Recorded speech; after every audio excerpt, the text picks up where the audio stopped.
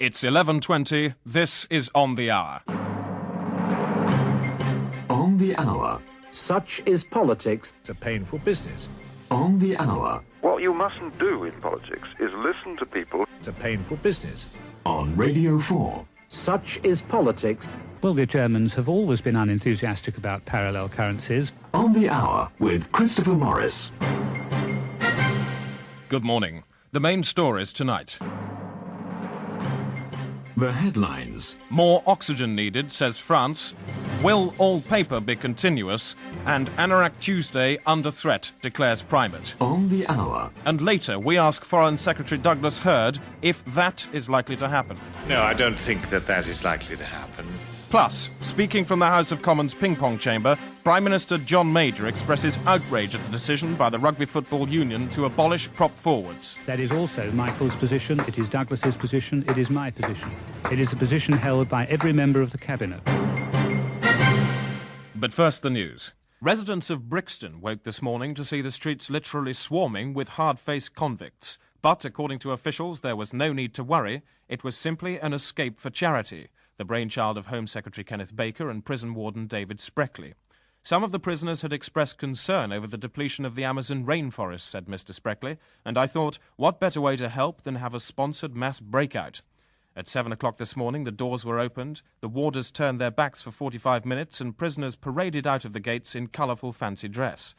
They are under strict instructions to return by evening prayers. At home. The Conservative Party Central Office has once again flatly refused to speculate over the precise date of the next general election. However, they did agree to leave a series of cryptic clues at undisclosed locations around the country. The pound. Sterling today, 7, 2, 50 and 5. On the Hour with Christopher Morris and other reporter presenters. It's 27 minutes to, time to go over to the Green Desk for some environmental news. Green Desk. Environmental news with me, Rosie May. The organisers of the 200-mile Malvern to Mapstead Whale Walk have fallen at the first hurdle. That's because whales can't walk and find almost any form of motion on land beyond their capabilities. Environmental news. If it's green, we'll cover it. Rosie May, getting the measure of matters green, a kind of green gauge, if you like. Later, who pays for our cheese? But first, the unspeakably awful and filthy world of police corruption. A special report now from our reporter, Gavin Strength. In a surprise development, it was announced this morning that the Special Investigations Unit of Greater Doncaster's police force was to be disbanded. The region's Chief Constable, Sir Michael Cog Lucifer, explained the move. We investigated the West Dorset Flying Squad and we found out that they were completely innocent. Indeed, those who had given evidence against the Flying Squad, 350 members of the public, we then found were guilty. And what evidence do you have against these 350 people? None of them were churchgoers. We know that. Does that mean that they're guilty, that they don't go to church? No, but we have asked them whether they do go to church, and they have all claimed they do not. And I believe that is more than coincidence. For one man in particular, the news that the unit is to be disbanded could spell the end of a 10-year nightmare. Lionel Cosgrave is a 23-year-old local pizza delivery man. I've just grown to notice over the years, I seem to have spent rather a lot of time being arrested, interrogated, thrown in prison, and I don't know why. Could you tell me what was your first arrest, Lionel? I was charged with impersonating a Chelsea pensioner. Though I was in the area at the time with Chelsea, I can't do many impersonations. Well, I can do Michael Crawford. Lionel Cosgrave, guilty Cosgrave, has been indeed arrested 46 times. Could you tell me a little bit about your forensic scientist, Freddie Vincent? Dr. Freddie Vincent. I don't actually think he is a doctor. No, he's not. But he calls himself one, and who are we to disillusion the lad? He's a young man, he's a God-fearing man, a man who, in his own words, cacks himself before the Lord, and I respect that and I admire it. I talked to Dr. Vincent in his home laboratory. Bearing in mind the training that most forensic scientists have in this field, would you not say that you're a little bit young to be dealing with matters of this importance? Well, that's not the first time that allegation, has been put to me, and I've got a reply for that every time.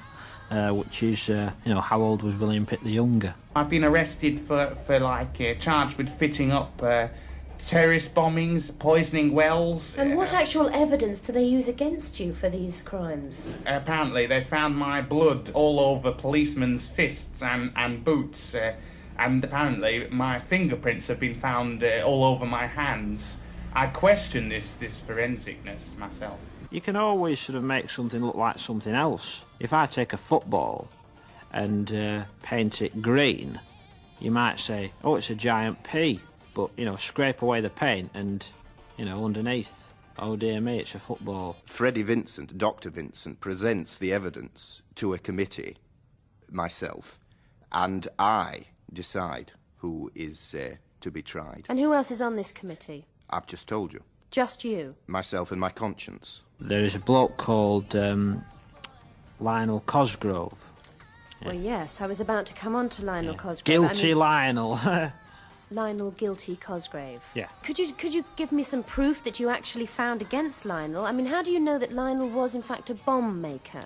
Well, this is interesting. Ink was found on swabs taken from his fingers, and ink, believe it or not, is one of the most vital parts in making of bombs.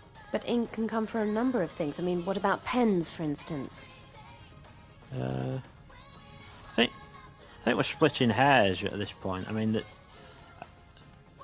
what kind of pens? Corruption is like a plague, and if you don't lance it, like a boil, it can spread like some form of satanic cancer. And what do you mean by cancer? Some sort of illness? A disease, certainly. Potentially In what form does terminal. this disease take? Well, your hair falls out and your skin flakes off. No, I'm talking about the actual corruption of the police. Oh, sorry. On the hour, maximum use of the BBC's news resources. In 47 seconds, sports news, but first there's been mixed reaction to the news that pedestrians are to be banned from Cambridge city centre. The council ruling follows concern over congestion in the city's increasingly crowded streets. Market traders are up in arms, claiming that already recession-hit trade will dry up completely if no one is allowed to walk within half a mile of their stalls. But the council are unrepentant. There's no pleasing these tossers, said a spokesman this morning. You clear the streets so they can unload their vans, and they turn around and crap in your face. This is Sports Desk. I'm Alan Partridge. Formula One driver Nigel Mansell gave up motor racing this week as it's too dangerous. And anyway, claims Mansell, I can get the same sensation by sitting in a wind tunnel with dark glasses on and a paper bag of agitated wasps tied over my head. Time now for the On the Hour campaign. This week, it's prompted by woefully inadequate public understanding of basic health issues. Don't catch a disease. What sort of disease did you catch recently? Well, flu. How do you feel about being one of the dim and feckless individuals who didn't avoid catching a disease? Uncomfortable. Bad. You feel rotten, and you must feel bad about it. What sort of disease did you catch recently? Flu. What clearly rather hopeless measures did you take to stop yourself catching a disease? I didn't take any measures at all. Do you have any idea how you could avoid becoming, again, one of those bad idiots that goes around catching a disease? No. Actually, having a health campaign reminds me of a time when I had to read out a story about a member of the royal family who was ill, and I said that she was 111. Serious tone of voice. There's been a large disaster at Big Street Station. Details are sketchy, but it seems that a train ran into the buffers at 8:13 this morning during a rush hour crowded with commuters. And Transport Police have just issued this description of what happened. Can you repeat that, please? In collision event occurred when the VPU, Vehicular Power Unit, Can you repeat that, please? proposed an IAV, Was it lodge? inappropriate arrival velocity, Repeat that, please. to the IAHTS, Was it lodge? impact absorbing hydraulic trumpet system. Was it lodge? Thank you. On the hour, first on the scene at major disasters. Our disaster correspondent Roger Blatt is on the scene at the moment. Roger, what are you looking at? I'm looking at some large bits of twisted metal which just an hour ago was a train with people on it, none of whom had ordered the morning menu of mayhem they were about to be served. An hors d'oeuvre of loud bangs, a shriek of tortured metal with a side order of shattering panel, and for dessert, great cries of dismay and concern expressed by the victims. Could you be quiet, please? Roger Blatt reporting. Now, as a result of the crash, Radio 1 are running a Disaster Day special. Let's join them now for an update. And it's Wayne Carr, I believe. Hello, Wayne. The loudest bangs from the biggest disasters. Hello? Okay, Wayne Carr, WC on the radio, with a full Rockorama news banana to follow on that train trash trage. Gotta say, sounds like a bit of a nightmare there on Big Street today. Just a bit of a joke there to cheer you on if you had a death in the family or just lost someone that you love in the amazing Bogey Bash. No, that can be tough. And don't forget, we're going live for a simulcast with the Corduroy Boys on Radio 4 in next to no time, okay? Really looking forward to that. Could be my lucky day. If I play my cards right, I could land a guest presentation spot on a lightweight news-based quiz program. Meanwhile, we're going all the way back with the music, and I see Dave Edmonds is still crawling from the wreckage.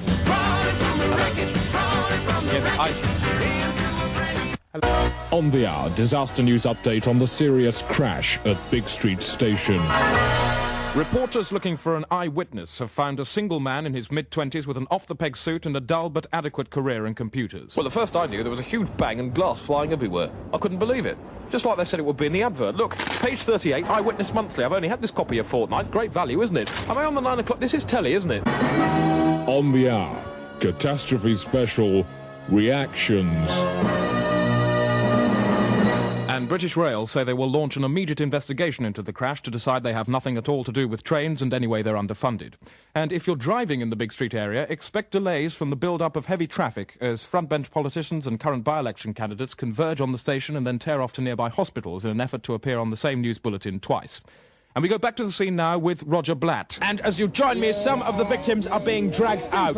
And one more time, please, love. It's for a second time, actually. There wasn't enough light for the cameras on the first take. Could you sob a bit louder, please? More sobbing. I'm afraid what you're hearing is typical of modern television journalism. Wave your stumps and action. What they're doing is simply obstructing me from asking valuable questions. Don't die yet, please. The listener wants to hear. Amateurs, don't die. Excuse me. You're critically injured with a shattered pelvis, pneumothorax and partially torn off face. How do you feel? On the hour, Disaster Plus. Just coming up to 4:20, and Weekend PM Special tonight comes live from the besieged home of a maintenance man who will be speculatively blamed in a few hours' time, reduced to a gibbering wreck by 6 months of press harassment, and found extremely responsible for everything in about a year from now so that everyone else can carry on as if nothing had happened. On the hour, modern yet palatable news presentation. In a moment, the On the Hour audio pullout is the sound package which follows the sports insert. But first, we're getting news of chaos for drivers on the A1 as today's high temperatures cause the road to buckle. The Northumbrian stretch between Durham and Newcastle has been found in Shropshire. The A1M at Doncaster is now part of the Telford bypass, and 7 miles of the congested Lincolnshire section have bent due east as far as Norwich and are expected to reach the North Sea by midnight. This is Sports Desk. I'm Alan Partridge. Athletics, and sprinter Linford Christie has withdrawn from tomorrow's Crystal Palace meeting in Oslo, blaming groin injury. The problem centres on possible tearing in the lower skin and a slight severing of dry tissue from the genital wall. Apparently, 7 connective membranes have been stretched and 3 have come loose, causing the inner sac to chafe against the muscle for the 3rd time this season. Thanks very much indeed there to Alan Partridge. And later in the programme, but first, time for the audio pullout. On the hour, the audio pullout.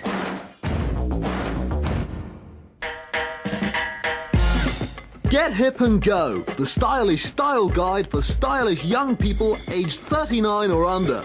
Get Hip and Go. And now the Get Hip and Go quick guide to Dublin.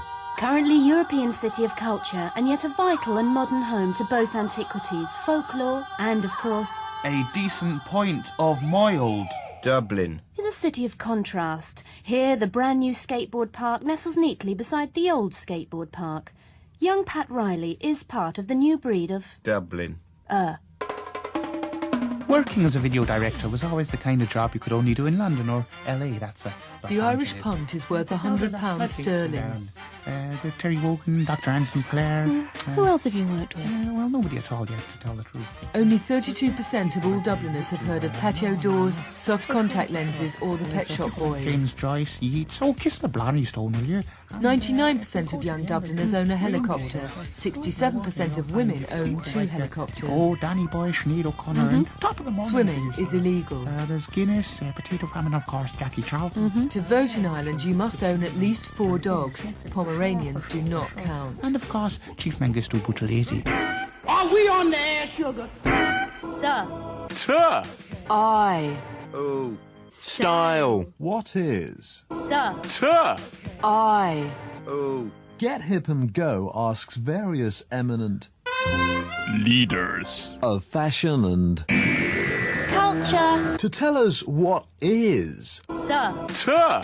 I. Oh. I think the test as seed of style is that those with style never talk about it much. Style is James Dean, Marilyn Monroe, Sarah Brightman. Well, I suppose style's listening to Smokey Robinson at 2 o'clock in the morning and with a glass of Rolling Rock in one hand and Isabella Gianni on the other. Style is what you want it to be. Style is never what you want it to be. Well, it's a wooden thing that helps you get over a fence. Leaves. Leaves. Leaves. The Leaf Valley, France, where each year the peasants pick the leaves one by one, stalk by stem, as they have for hundreds of years. Leaves. They are leaves. November, the Leaf Valley Leaf-Tide Leaf Festival. The leaf dance is done, and at its climax, 100 of the leaves are cast to the wind. Leaves. They are some leaves. And now you too can share in this ancient beauty with your own stylishly, individually wrapped leaves. Les leafs naturels de leaf.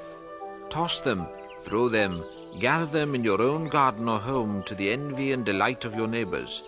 Crumpled, withered English leaves will never seem so attractive again. Les leafs naturels de leaf. Leaves. Some leaves. $12.99 per leaf. Also available in large bags. Now the Get Hip and Go quick guide to Berlin. It's in Germany. On the hour, the audio pullout is now complete. Fridge doesn't fart when you take the meter. Welcome back. Reports coming up in the next 40 minutes. We find out if Douglas Hurd supports the in which We support in which.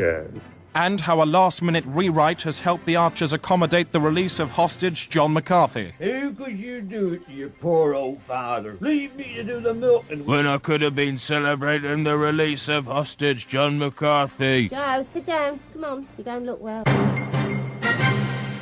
But first, the news. A Safeway's bag stuffed with over 200 kilos of pure cocaine was handed into a Humberside police station late last night by beachcomber Alec French.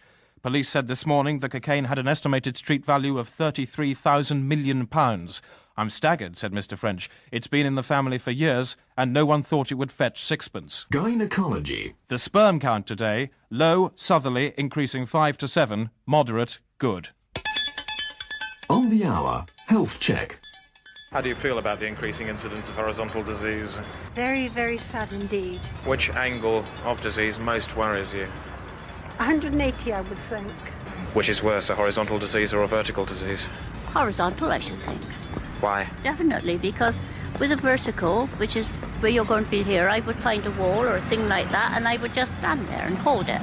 How do you feel about the recent outbreak of horizontal diseases? Well, I think it's inevitable with the pressures we live under today. Do you feel information is being suppressed at all?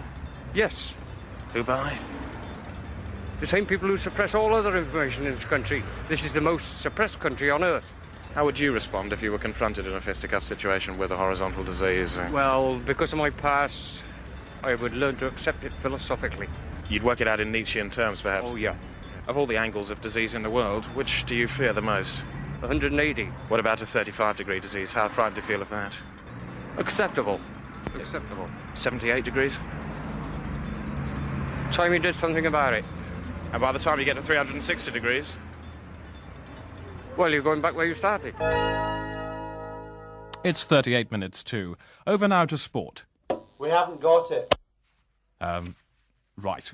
Well, perhaps we could go over now to Senny Power and hear what's happening with the week on 4. Who's supposed to be doing that bloody sport? And the week on 4 begins on Thursday at 3:15 with Afternoon Theatre. Another chance to hear Susan's Regrets, winner of this year's Sonic Daisy Award for Best Use of Sound. Mary has got some sugar, but Gerald has problems closer to home. Tea and cake, Gerald?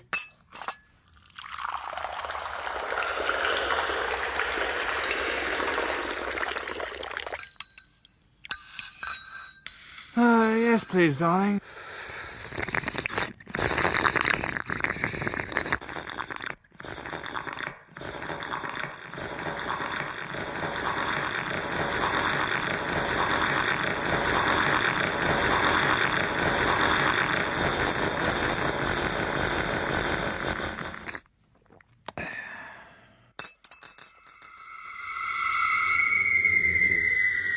Do it now.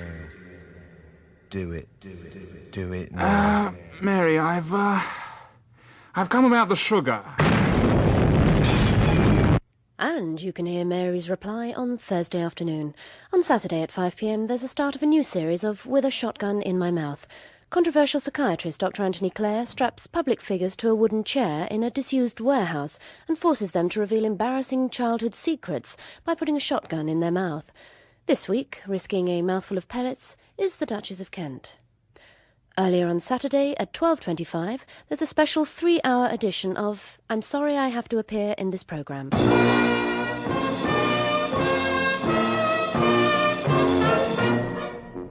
Right, Graham and Barry's team. You have to sing The Girl from Ipanema, but Barry has to sing every third word, and Graham has to sing all the others. But Barry has to sing Counterpane for all the words, and Graham, you have to sing Bottom instead, okay? Go. Bottom, bottom, counterpane. Bottom, bottom, counterpane. Bottom. More fun at 7:20 this evening when Analysis returns with Mary Goldring. With Gorbachev squaring up to hardliners, what hope for the steel industry? Is the West ready to do a deal with the East, and how will this affect Britain's schools? With the national curriculum in its infancy, who will challenge Bush for the 1992 White House, and will he have the courage to replace Liverpool's roads? Mary Goldring will be in a chair at 7:20 this evening. On Tuesday morning at a different time, we eavesdrop on the real-life world of anglers. This week, Anglers follows Keith Stafford as he stalks the banks of the Wansbeck.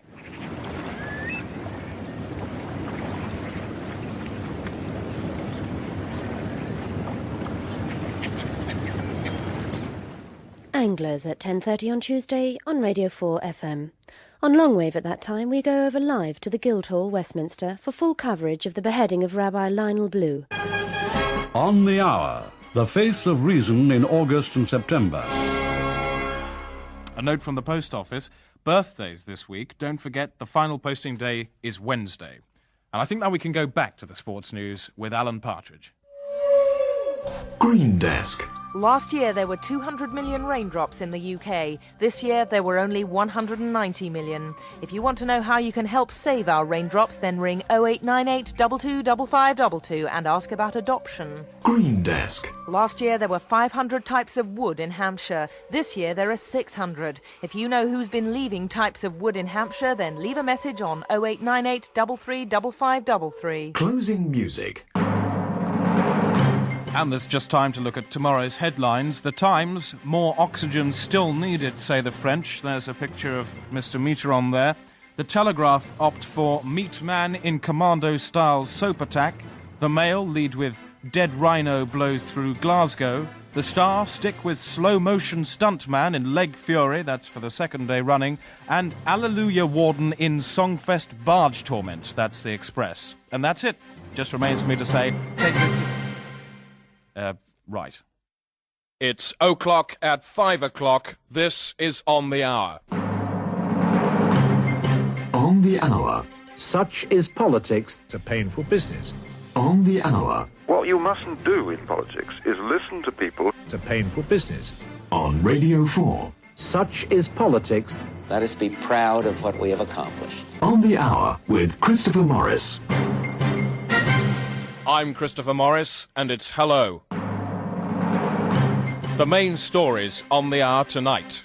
The headlines. Is Linda Chalker false? No bones left in Europe, says scientist.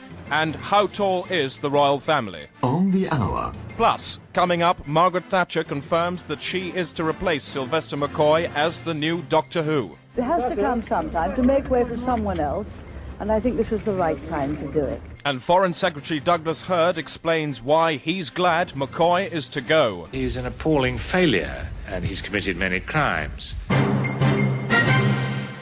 And the news tonight is read by the continuity announcer. The government has announced exceptions to the restricted ownership of dangerous dogs. It will now be legal to keep a pit bull terrier unregistered, provided it is less than 8 inches long. Full-sized animals are also to be allowed if they've been fitted with a rubber skull, and experts are looking at ways of teaching them to eat with a straw. The news. And we've been ringing round veterinary surgeries to find an expert to comment on the effects of putting a rubber skull into a dog. To discuss the issue with me on the other end of this telebalance unit is John Wills. Ian Wills, actually. But... Right. How effective would the new rubber jaw be? Well, if the jaw is rubbery, then obviously the dog is going to be able to do less damage. Wouldn't be able to bite a child's face off, then? Well, unless the upper jaw and lower jaw are both rubbery, and rubbery. The upper teeth, one imagines, could still do a fair amount. It's to do with you. What about shaking itself dry? Yes, one can see all sorts of problems. If it's really rubbery, it's going to end up knocking itself in the eye with its lower tooth. If the lower jaw is waving about too freely, and then it shakes itself, flapping. Who knows what's going to happen. On the hour, modern yet palatable news presentation. The news. A United Nations delegation in Iraq has uncovered another threat to world safety. In a secret factory near Baghdad, they discovered Saddam's henchmen with a lidded pan of hot water on a burning gas stove. Had we failed to uncover this pan, said a spokesman, it could have boiled over, seriously scalding someone's inner wrist, or put out the pilot light, creating a nasty gassy smell.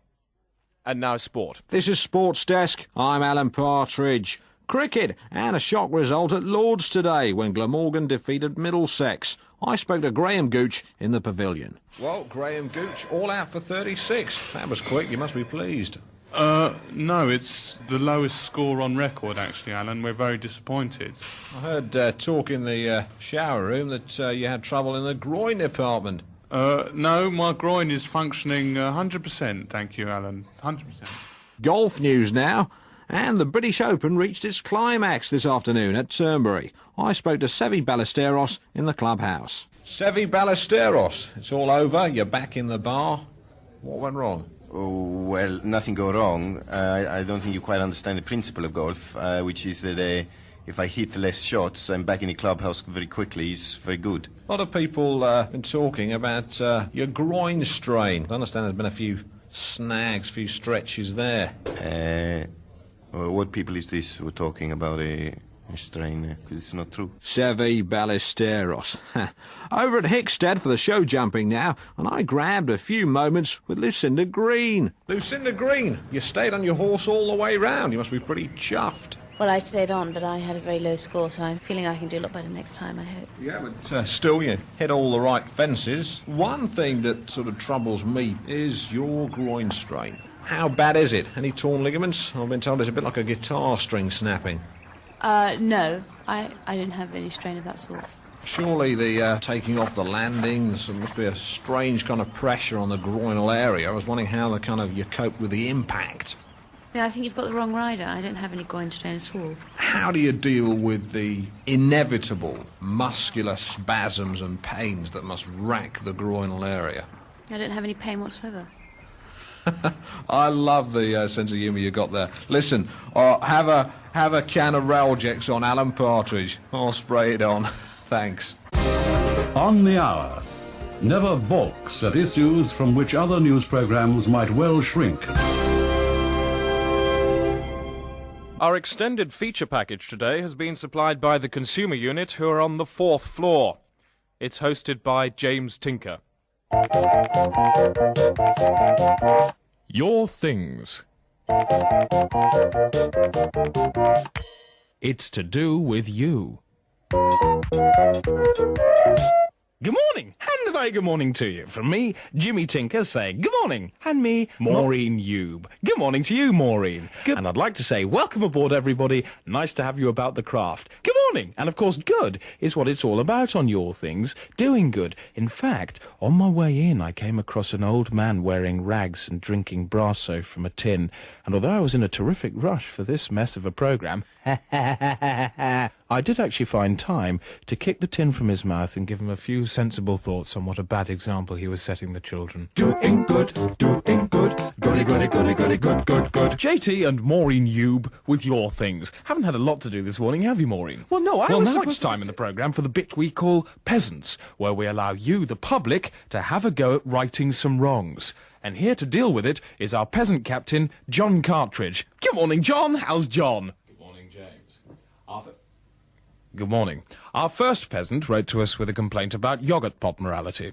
After some cajoling, I actually got her to read it out herself so that she felt really in charge. And here's how we got on.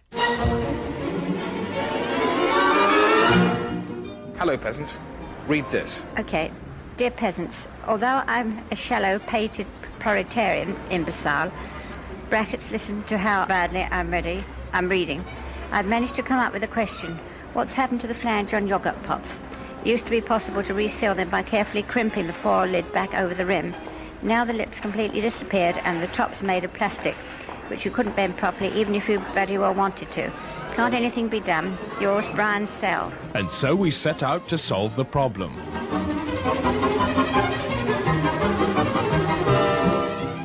And it wasn't too long before we found a yoghurt pot man, a Mr. Dullard, and started asking him questions. Right, Mr. Dullard, what can you tell us about yoghurt pots? Well, they seem to be better than what it was before, to my point, you know. Right, I'll do this bit. You're obviously struggling. What can you tell us about the flanges on yoghurt pots? Well, no, you can do nothing, really, you know. Are you not avoiding the issue? No, it's satisfied with the... Could you put that gun away? Pardon? Stop hitting me with that bit of lead, ow. Well, no, I don't see nothing. No.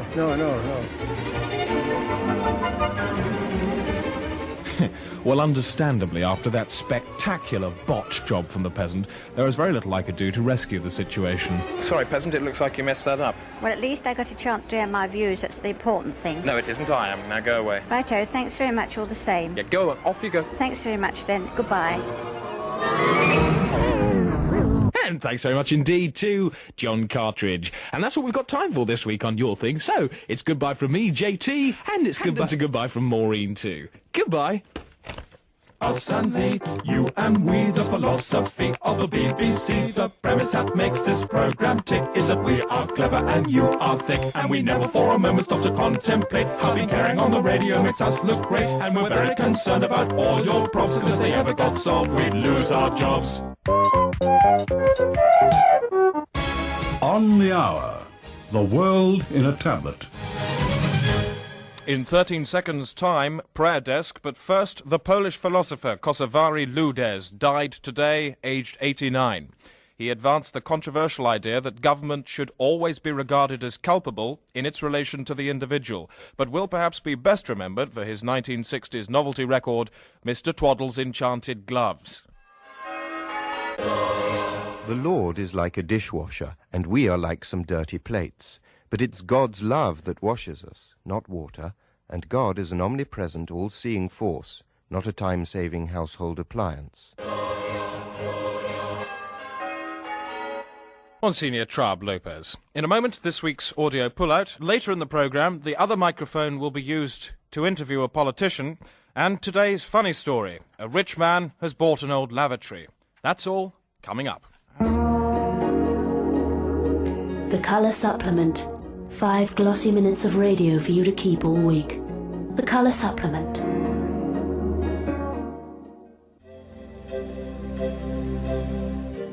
A room of my own.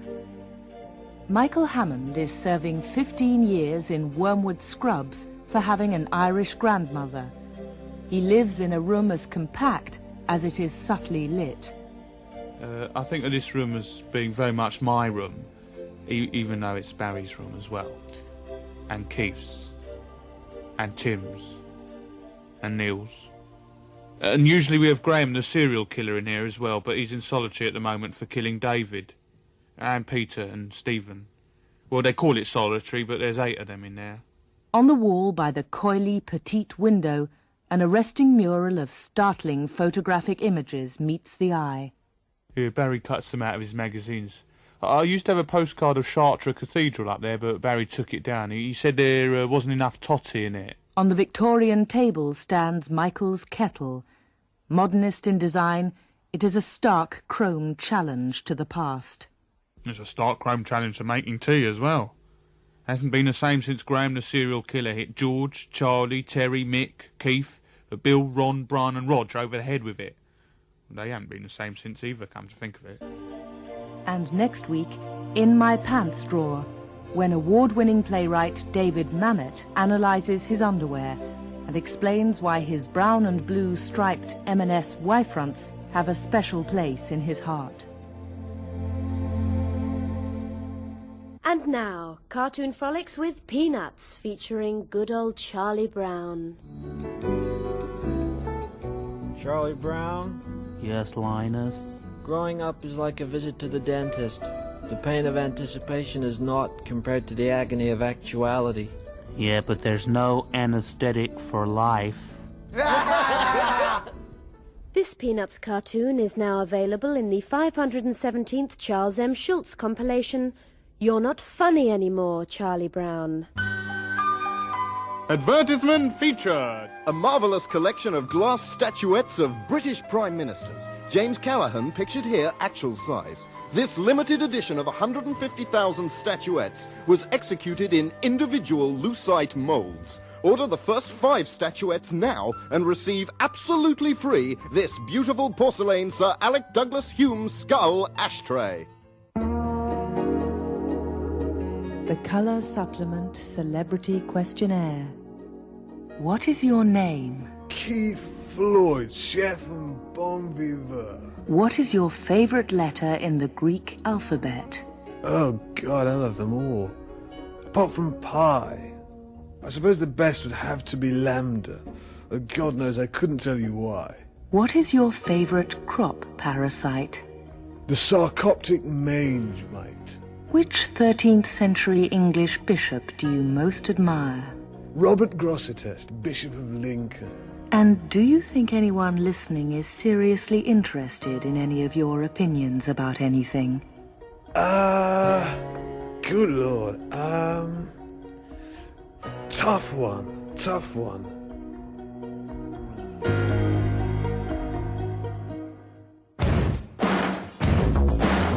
On the hour, the audio pullout is now complete.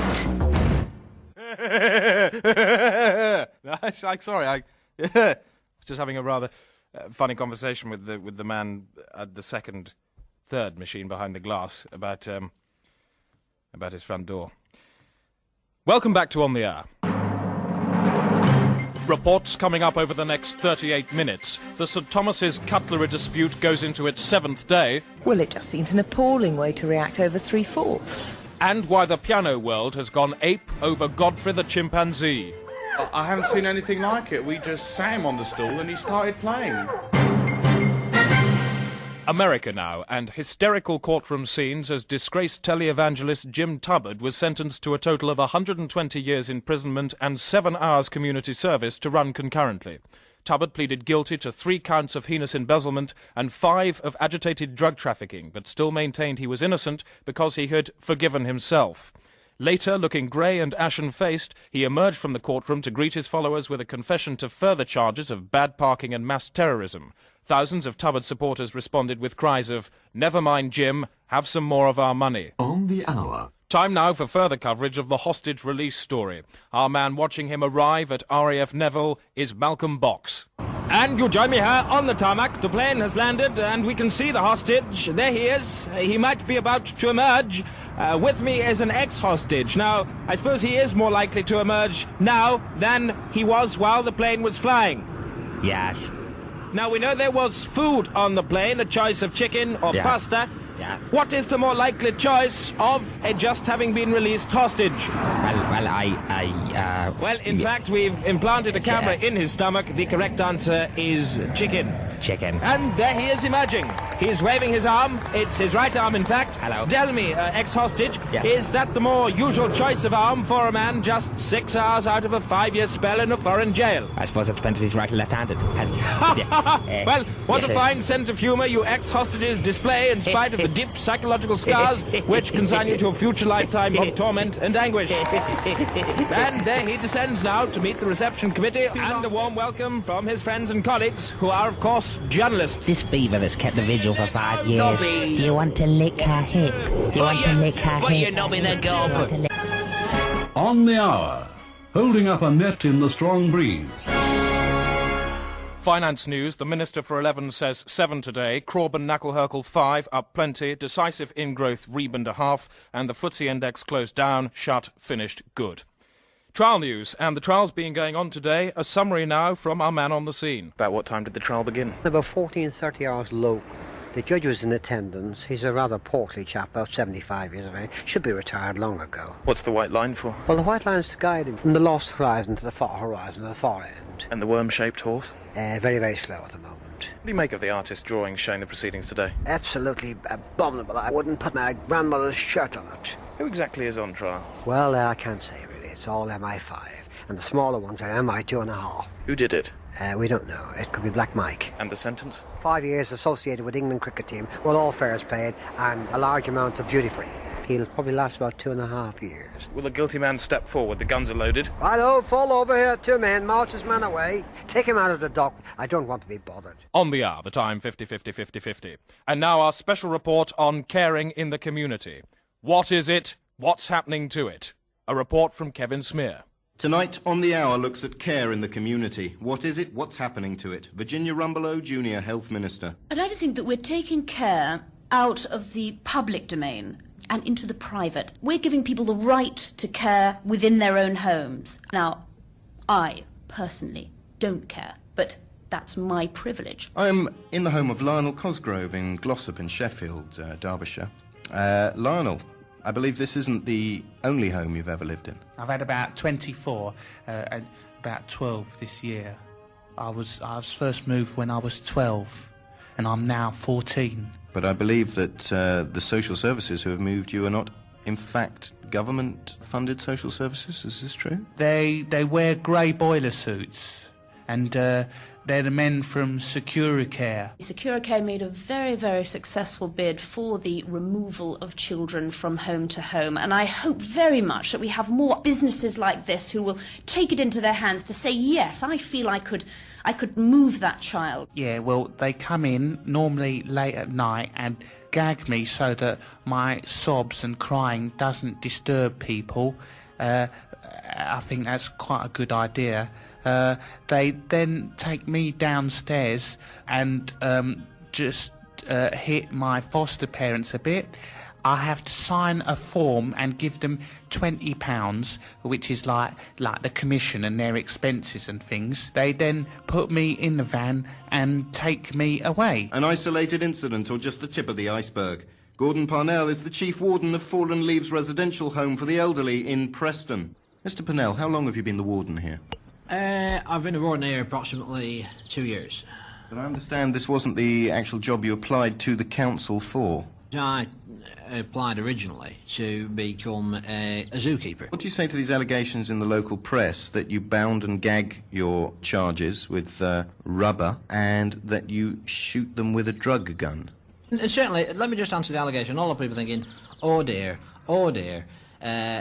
Gordon is using some sort of dart injector gun, which is what it is, against, my relatives. What's he doing? Now, let me assure you. Can you answer me the specific... Let me assure you, the guns are very accurate. Very accurate indeed. So if anyone's worried worried about the relatives, I just assure them that, all right, we'll let them loose, we'll let them run around, but as soon as they get to the perimeter grounds, there's 2 perimeters, as soon as they get past the first one, I stop them with the gun. And there's no possibility of them getting out without their relatives' permission. That's what I want to make clear. In real terms, there is 33% more caring in 1991 than there was 10 years ago, and that's a vast increase in the amount of care. 33% is an estimated projection of caring. Well, I say realistically we could drop it down to 25% in real terms. I think 20% in real terms would be more accurate. Well, 23% would be better. I'll settle for 21, but no higher. Our company, our market research company, actually scouted a lot of people in a shopping centre in Ealing recently, and we came up with 25%. Now, that's a much higher percentage than we had before. An increase of 20%. Yes, but I have some figures relating to your market research company, which proves that your market research company are wrong 87% of the time. And who are these impartial observers? What percentage did they come up with? They came up with a figure of approximately 6% importance. Say approximately to me as much as you like, young man. It's not going to mean anything to me. Approximate is not a word in my language. Well, you've just been using it. I love old people. I have fun with old people. I amuse old people. I amuse myself with old people. But Mr. Pennell, you also kill old people. I don't kill them. They're dying anyway. They're dying anyway. It makes no odds. You think you come here in your glasses and your shirt and think you know it all. You can come in here with as many inspectors as you like, but I tell you something, you won't walk out. Is that a threat, Mr. Pennell? No, you'll slip or something. It's very messy. Can you tell me why it's so messy in your rest home, Mr. Pennell? Because they're sick everywhere! Where does the money go, Mr. Pennell? If they're sick, they should clean it up themselves. Do you not think that your position as a junior health minister must be questionable at this moment? Yes, I do. So can we expect a resignation soon? Yes, you most certainly can. Can we have it now? Would you like it now in writing?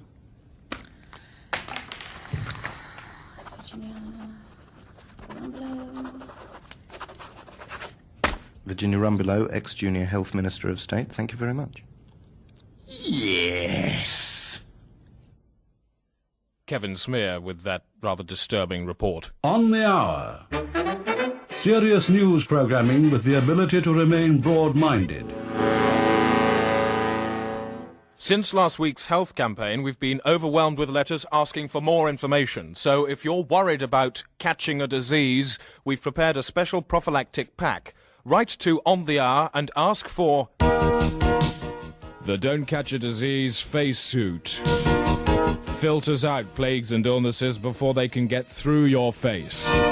Special triple-wadded filters clamp tightly over vulnerable intakes like the nose and mouth. Dense swathes of gauze and muslin swaddle your frontispiece, and the head jacket is secured with staples to the ears, nasal septum and eyelids. A disinfectant reservoir ensures that every 5 minutes the facial cloak is perfused with 7 litres of strong sterilising fluid. With a choice of 3 tweed coverings, the face suit makes an attractive fashion accessory for cultural evenings or top-level international peace treaty summits. And you'll be setting a good example too. A large head placard proclaims, "I'm wearing a special germ-excluding face suit so I don't catch a disease." And the address for the face suit and your comments about issues raised by the programme is On the Hour, BBC Broadcasting House, London W1A 1AA. And that's just about it for this lunchtime. Next week, On the Hour will be coming live from Edinburgh for full coverage of the festival. We're not going. We're not going. Why? On the Hour. And just time to have a look at tomorrow's papers. The Times, Shaved Swan builds Link Road. There's a photograph there of a pot of glue. The Express, web-digging fortnight suspended. The Guardian, thieving wasp leaves thousands homeless. While the Mirror have Bishop's broken lip in biscuit horror, and the Sun opting for bungalow tenor in adult recognition siege. And don't forget, as from Monday, all taxis in London will be carrying bicycles free of charge. That's it. I'm Christopher Morris. You're not.